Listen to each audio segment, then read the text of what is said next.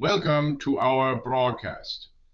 In an unprecedented escalation, the United States President in the year 2026 has openly threatened Europe with an economic war.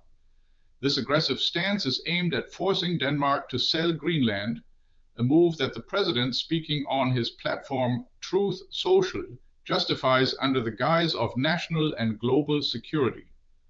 The President's ultimatum targets not only Denmark, but also Germany, the United Kingdom, France, and many other European nations, demanding massive punitive tariffs of up to 25% if the Arctic island is not sold. While the technical feasibility of such tariffs against individual European nations is debatable, the hostile intent is undeniable. This represents a dangerous attempt by an American president to coerce a NATO ally into ceding sovereign territory through economic pressure, invoking the supposed necessity for world peace and even the survival of our planet. The arrogance emanating from Washington appears boundless. The president's rhetoric, characterized by the author Bastian Brons, mirrors that of a classical imperialist. He no longer engages with allies, but speaks about them as if they were mere vassals. This hostile self-conception has been evident in previous statements, such as when the President's Deputy Chief of Staff, Stephen Miller, publicly scoffed at the idea of military opposition to the United States regarding Greenland. His wife had previously fueled these takeover ambitions by posting a map of Greenland under a United States flag with the word "soon" shortly after a military action in Venezuela. Further reinforcing this mindset are comments from Trumpist Congressman Randy Fine, who claims Greenland geographically belongs to the United States and that Europeans should simply concede. This power-obsessed logic conveniently ignores instances like the United States' own distant territories, such as Guam in the Pacific. The President's core argument, though expectedly convoluted, asserts that the United States has subsidized Denmark and the European Union for centuries by not imposing tariffs.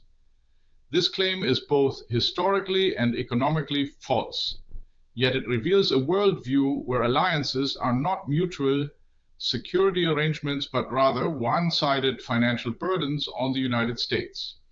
In his view, acquiring Greenland is merely reclaiming what he believes is rightfully owed. Europe, including the German federal government, must now decisively push back. The message must be clear, thus far and no further.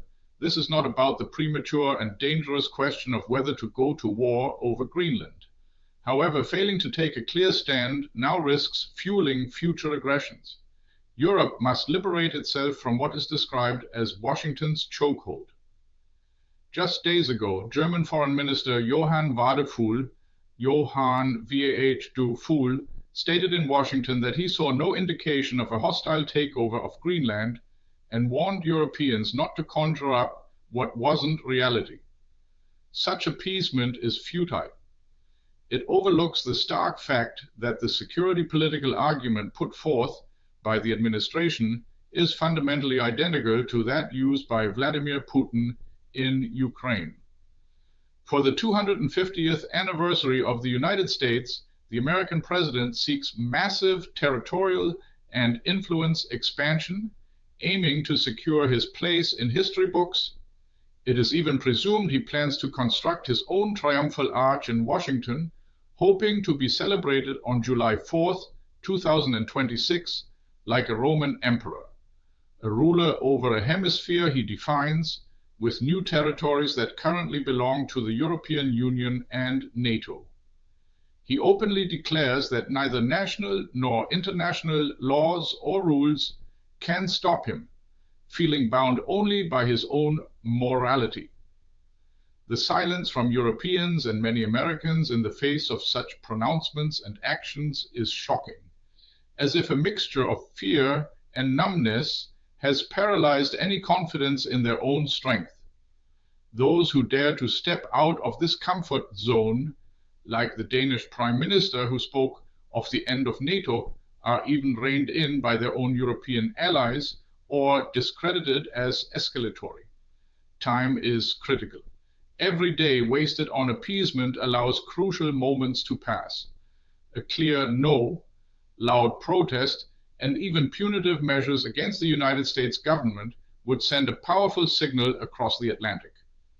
While suggestions like boycotting the World Cup might seem minor given the aggression, they would be a starting point.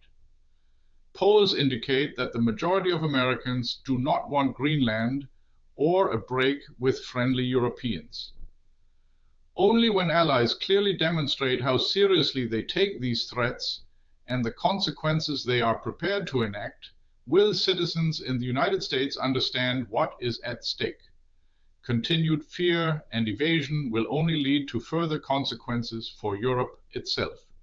Denying the gravity of the situation is no longer an option. Stay tuned for more updates on this developing story. This video was generated using artificial intelligence. Thanks for watching. If you enjoyed this video, don't forget to give it a thumbs up and subscribe to our channel for more updates. See you next time.